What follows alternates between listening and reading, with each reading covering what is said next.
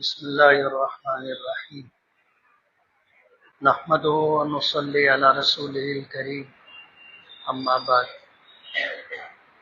أعوذ بالله من الشيطان الرجيم بسم الله الرحمن الرحيم يا أيها الذين آمنوا أطيعوا الله وأطيعوا الرسول وأولي الأمر منكم صدق الله العظيم. بزرگان محترم اور عزیز دوستو،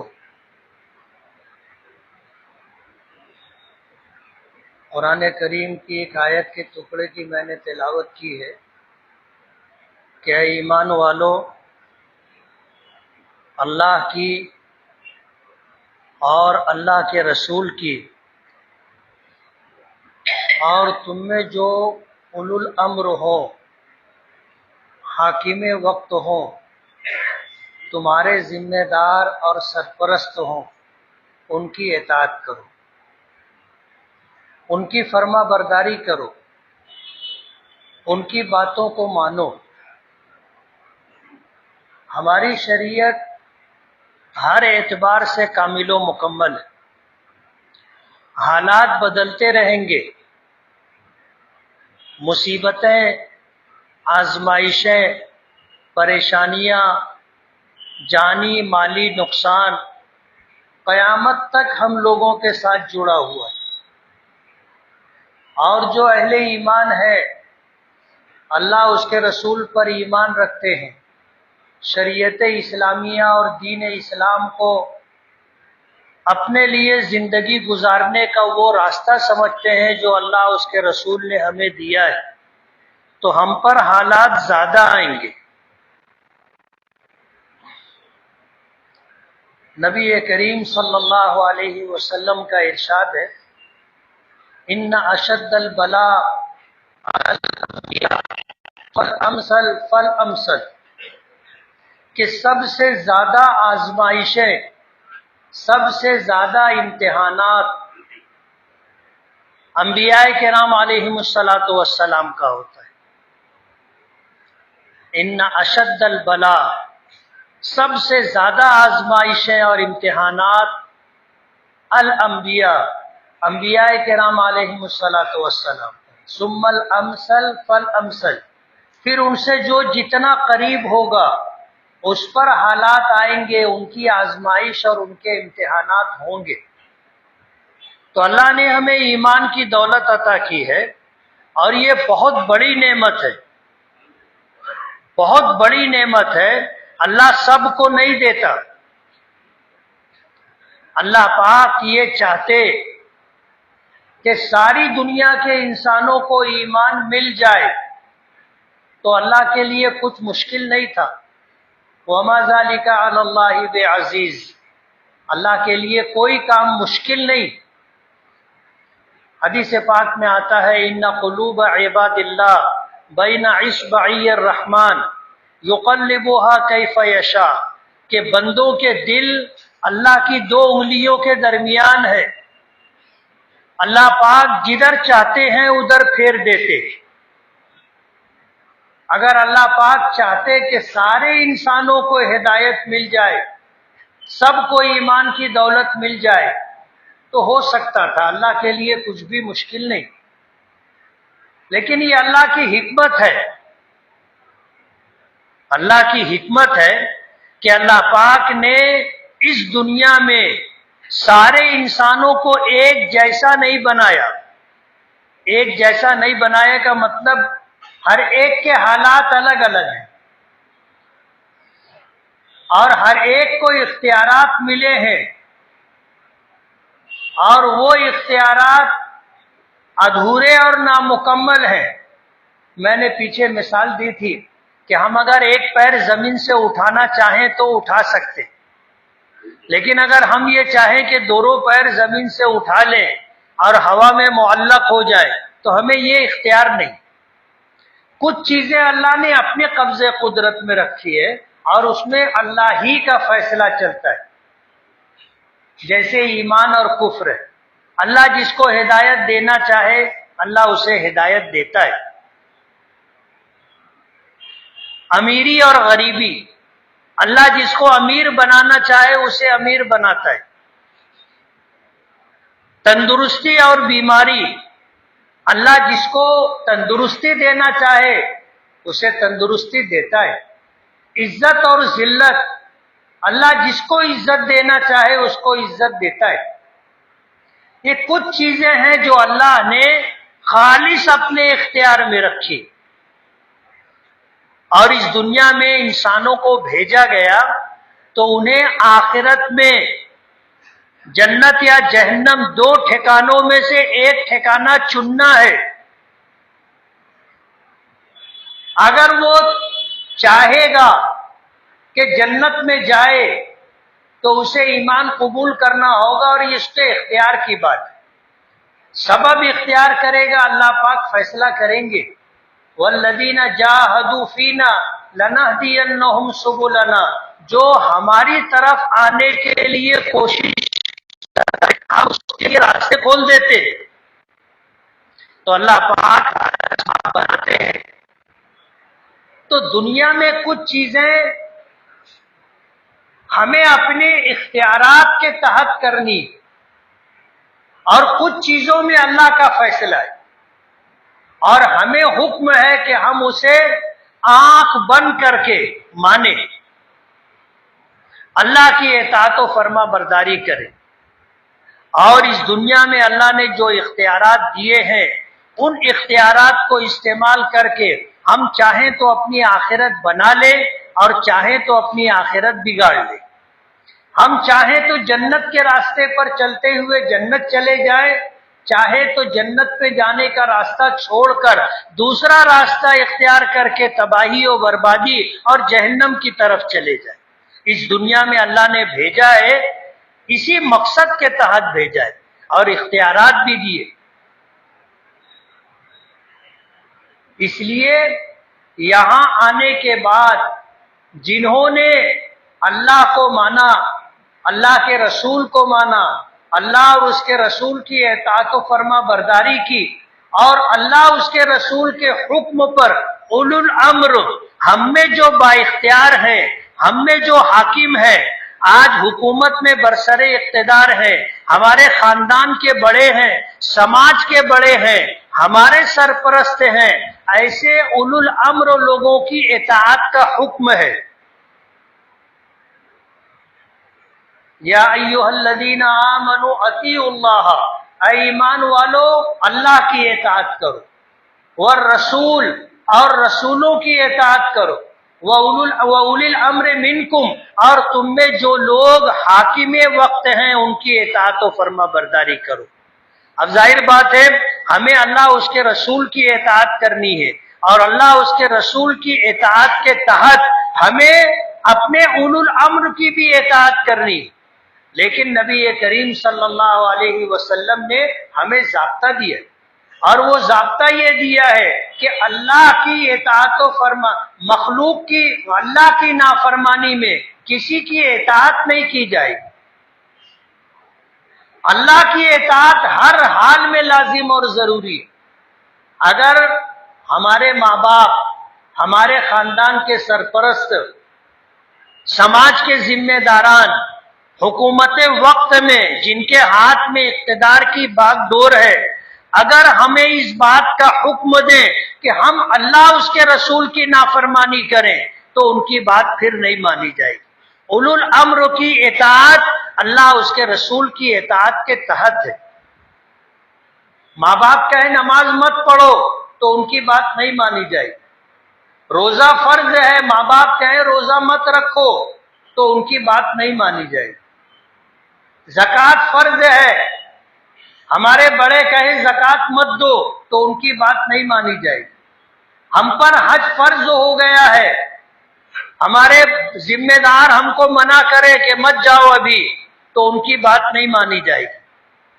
اللہ اس کے رسول کی اطاعت و فرما برداری کی جائے گی۔ کوئی ایسا کام جو اللہ اس کے رسول کی مرضی کے خلاف ہو اور یہ حکم ہمارے بڑے ہم کو دے رہے ہوں تو ان کی اطاعت و فرما برداری نہیں کی جائے گی۔ ہم اہل ایمان ہیں، حالات ہم پر آئیں گے، اور یہ کوئی نئی بات نہیں ہے۔ ہم سے پہلے اللہ کو ماننے والے، رسولوں پر ایمان رکھنے والے جتنے لوگ گزرے ہیں سب پر حالات آئے۔ قرآن کریم میں اللہ پاک کا ارشاد ہے، ام حسبتم ان تدخلوا الجنۃ ولما یأتکم مثل الذین خلو من قبلکم، کیا تم یہ سمجھتے ہو کہ تم یوں ہی جنت میں داخل ہو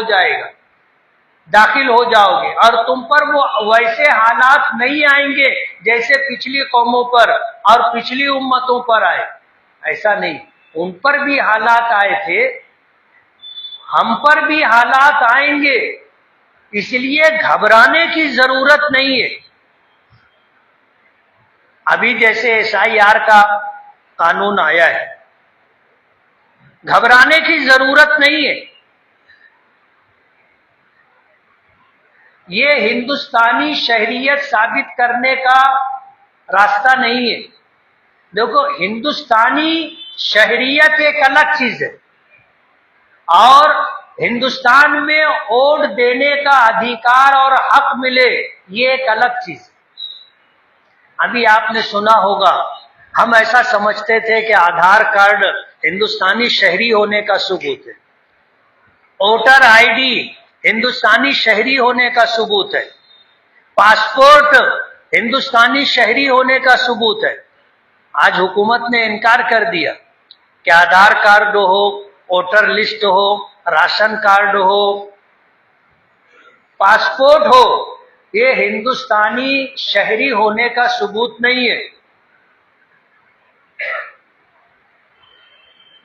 اب ظاہر بات ہے، ہندوستانی شہری ہونا ایک الگ چیز ہے، سٹیزن شپ ایکٹ ایک الگ چیز ہے، اور SIR یہ ایک الگ چیز ہے۔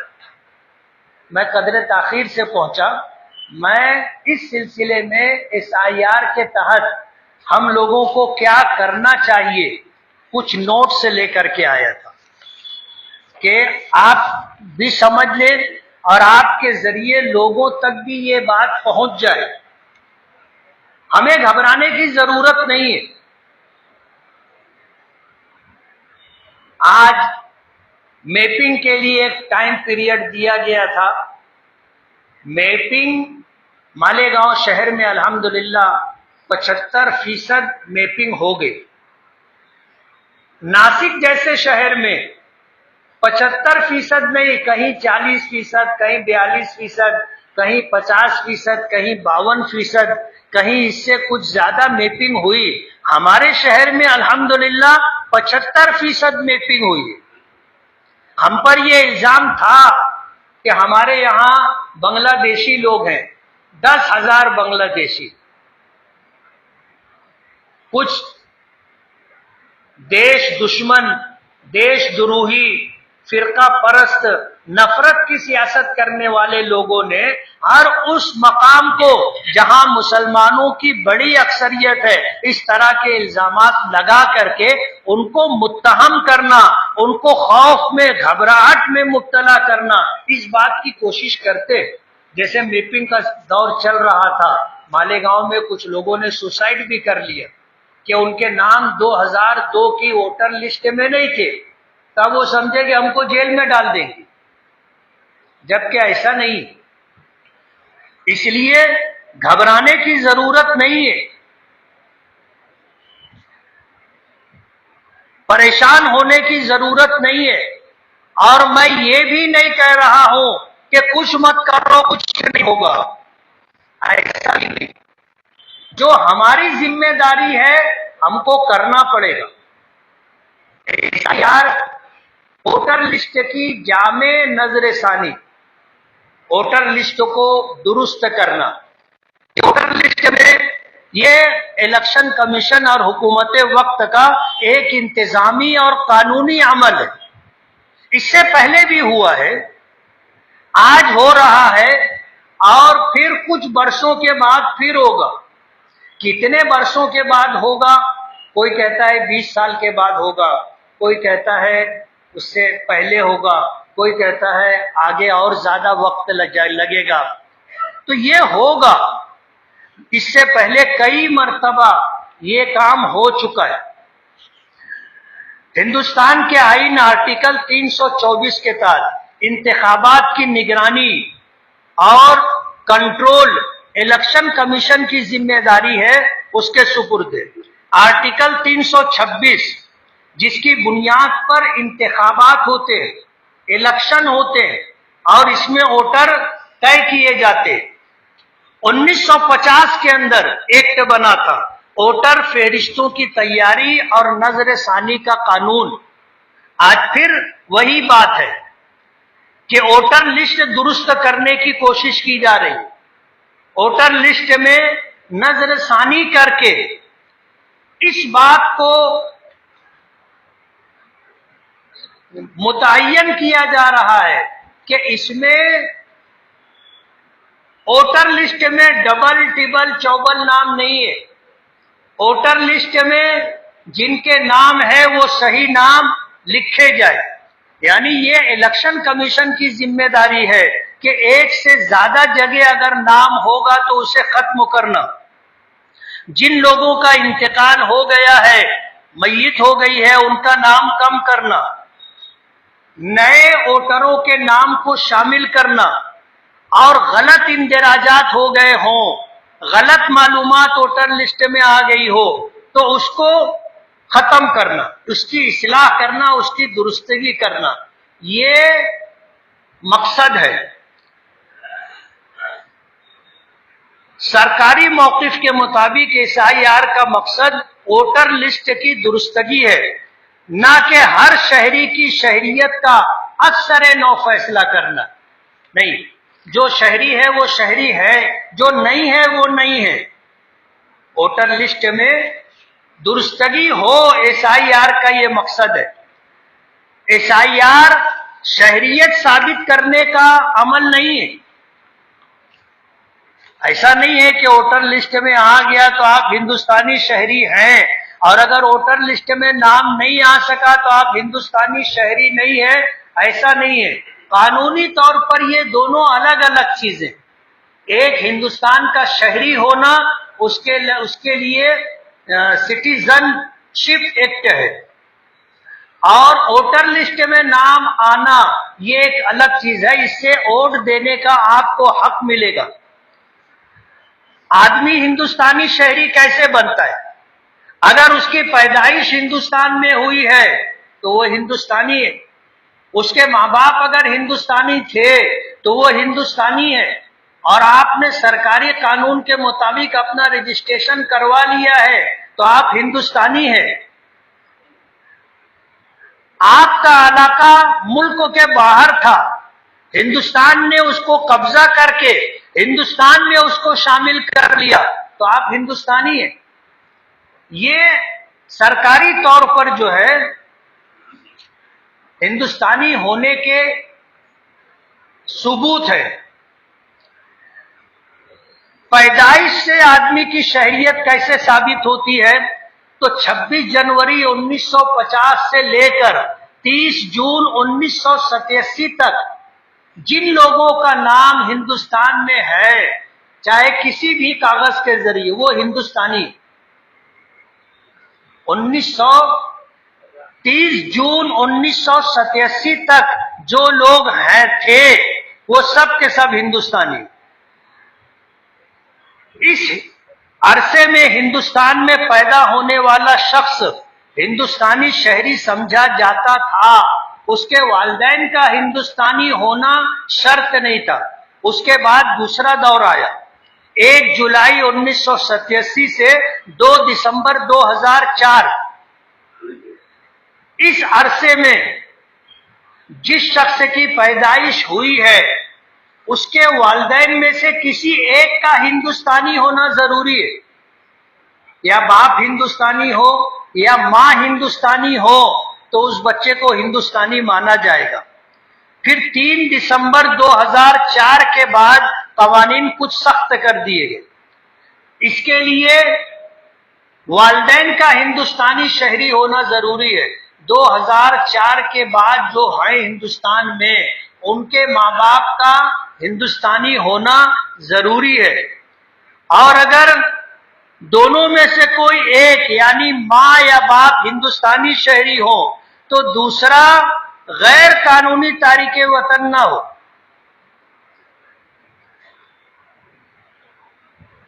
آج ہم اسی دور سے گزر رہے، جو ہم میں سے 1987 کے پہلے کے لوگ ہیں ان کے لیے کوئی چنتا کی بات نہیں، اور جو 1987 کے بعد سے 2004 تک کے لوگ ہیں ان کے لیے ماں باپ میں سے کسی ایک کا ہندوستانی ہونا ضروری، اور 2004 کے بعد سے جو لوگ ہیں ان کے ماں باپ کا ہندوستانی ہونا ضروری۔ اسی لیے کہا گیا کہ 2002 کی ووٹر لسٹ میں اگر آپ کا نام ہے کوئی بات نہیں، آپ کا نام نہیں ہے، آپ کے ماں باپ میں سے کسی کا نام ہو تو بھی آپ کا کام ہو جائے گا، گھبرانے کی کوئی بات نہیں۔ اور اگر ماں باپ میں سے کسی کا نام نہیں ہے تو بھی گھبرانے کی ضرورت نہیں ہے، آپ کے پاس کچھ کاغذات ہونا چاہیے۔ اگر وہ کاغذات میں سے کوئی ایک کاغذ بھی آپ کے پاس ہے، ایک ثبوت بھی آپ کے پاس ہے، تو آپ ووٹر لسٹ میں اپنا نام درج کروا سکتے۔ ابھی جو SIR کی کارروائی چل رہی ہے اس میں BLO یہ فارم ہر ایک کے پاس پہنچائیں گے، اور اگر BLO کی طرف سے کوئی کوتاہی ہو رہی ہے تو گھبرانے کی ضرورت نہیں، آپ چلے جاؤ اس کے پاس اور اس کے پاس سے اپنا فارم لے کر کے آ جاؤ۔ کل کچھ لوگوں کا مجھے فون آیا، بولے BLO تو گھر آ ہی نہیں رہا ہے، بولے وہ نہیں آ رہا ہے تو تم چلے جاؤ، جہاں اس کا کام اور ڈیوٹی ہے وہیں ہماری ذمہ داری بھی ہے۔ کچھ لوگوں کا فون آیا کہ وہ BLO فارم بھر کر کے نہیں دے رہا ہے، میں نے کہا اس کا کام فارم بھرنا نہیں ہے، اس کی ذمہ داری فارم دینا ہے، فارم پہنچانا ہے۔ آپ فارم لے لو اور آپ کی معلومات اس میں نہیں آ رہا ہے تو کسی لکھنے والے سے، کسی سمجھدار سے آپ فارم بھروا لو، اور 2 فارم بھرواؤ، ایک تو BLO کے پاس جمع کروا دو اور ایک اپنے پاس ریکارڈ کے لیے محفوظ رکھو۔ خدا نہ خواستہ اگر ووٹر لسٹ میں آپ کا نام نہیں آیا تو یہ ثبوت آپ کے پاس رہنا چاہیے کہ ہم نے فارم بھرا تھا، یہ دیکھو۔ اب جو فارم بھرا جائے گا اس میں آپ کا نام ہونا چاہیے، والد کا نام یا شوہر کا نام ہونا چاہیے، آپ کی صحیح عمر ہونی چاہیے، اور آپ کا صحیح پتہ اور ایڈریس ہونا چاہیے۔ ووٹر نمبر اگر موجود ہے تو ووٹر لسٹ کے حساب سے جو شناختی معلومات ہے وہ آپ دے دیں گے۔ جو متعلقہ دستاویزات کی تفصیل اور عملی ہدایات، فارم جب بھرنا ہے تو فارم سمجھ کر کے، پڑھ کر کے، احتیاط کے ساتھ بھرے، غلط معلومات نہ دے، اندازے سے کوئی چیز نہ لکھیں، اور اس میں کوئی جھوٹی بات نہ ڈالیں۔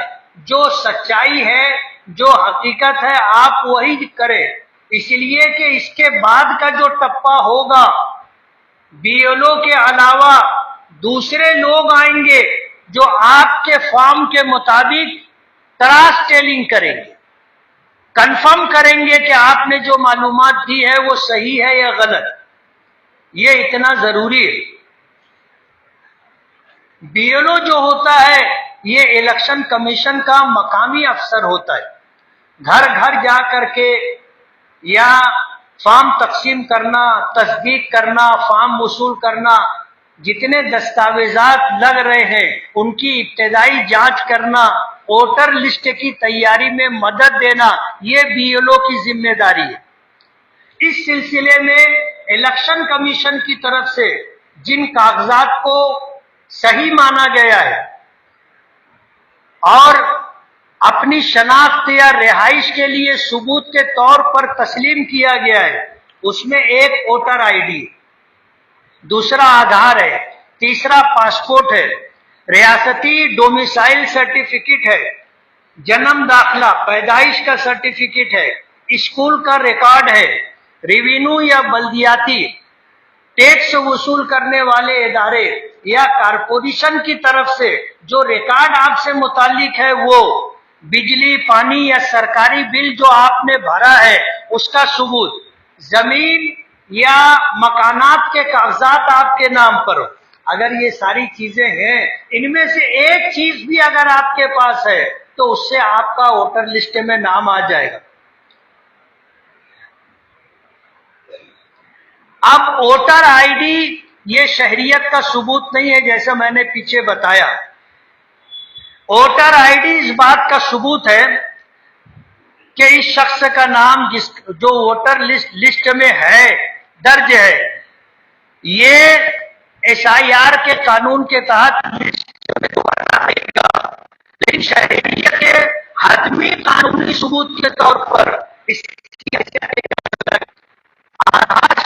کا ثبوت UIDAA کے مطابق آدھار ایک قسم کی شناخت اور رہائش سے متعلق ایک منفرد نمبر ہے، اس سے آپ کی شہریت ثابت نہیں ہوگی۔ اگر کسی کے پاس پرانے کاغذات نہیں ہے تو ایسی صورت میں گھبرانے کی ضرورت نہیں ہے، مقامی BLO سے آپ رابطہ کریں یا تحصیلدار سے یا بلدیہ سے اپنے متعلق جو ریکارڈ ہے وہ حاصل کریں، اسکول یا پنچایت کا سرٹیفکیٹ اگر ہو تو وہ حاصل کریں، قانونی طریقہ کار اختیار کریں، ضرورت پڑنے پر کسی وکیل سے، قانون کے ماہرین سے آپ مشورہ لے لیں۔ اب ہمیں جو کام کرنا ہے کہ BLO سے ہم تعاون کریں، وہ ہمارے گھر آتا ہے، ہم تعاون کریں، نہیں تو ہم جائیں اور جا کر کے اپنا فارم اس سے لے کر کے خود بھرے یا کسی سے بھروا کر کے اس کو جمع کروائیں، نام ہے، عمر ہے، پتہ ہے، درست لکھیں، دستاویزات کی فوٹو کاپی سنبھال کر کے رکھیں، فارم جمع کرنے کی آخری تاریخ سے پہلے فارم جمع کروا دیں، اور اگر اس سلسلے میں آپ کو کوئی وہاں سے رسید ملتی ہے یا کوئی حوالہ نمبر ملتا ہے تو وہ محفوظ رکھیں۔ جیسے میں نے کہا کہ 2 فارم بھرے، ایک جمع کروا دیں اور ایک اپنے پاس محفوظ رکھیں۔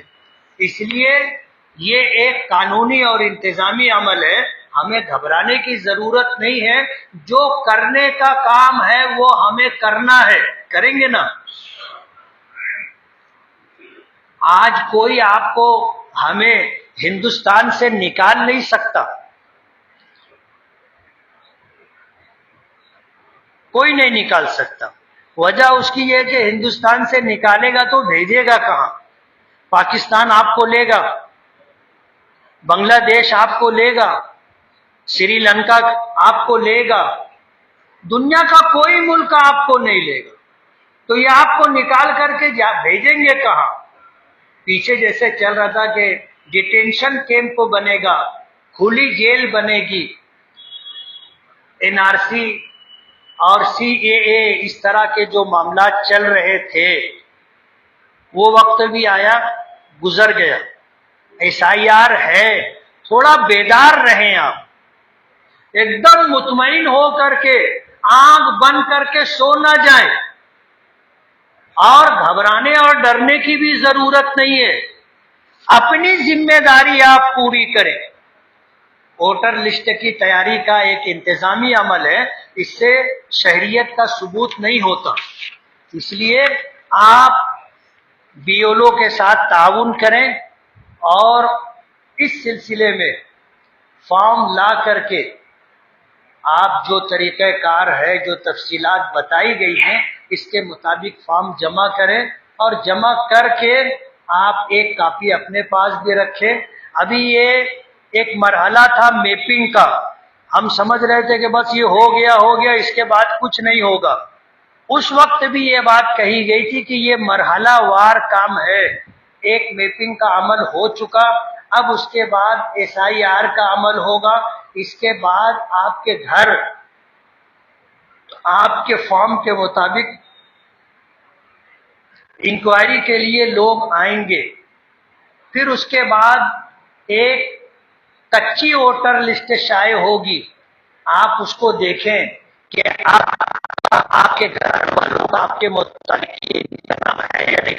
اگر نہیں ہے تو وہاں سے جو ہے آپ کے پاس جو ثبوت ہے اس کی بنیاد پر آپ سے فارم بھروائے جائیں گے، اور فارم بھروا کر کے پھر آپ کا نام ووٹر لسٹ میں شامل کیا جائے گا۔ اور اگر آپ نے فارم نہیں بھرا ہے تو آپ کا نام ووٹر لسٹ میں نہیں آئے گا۔ پھر رونا، کسی کو الزام دینا اور حکومت کو کوسنا یہ غلط ہوگا۔ ہمیں اپنی ذمہ داری پوری کرنی ہے۔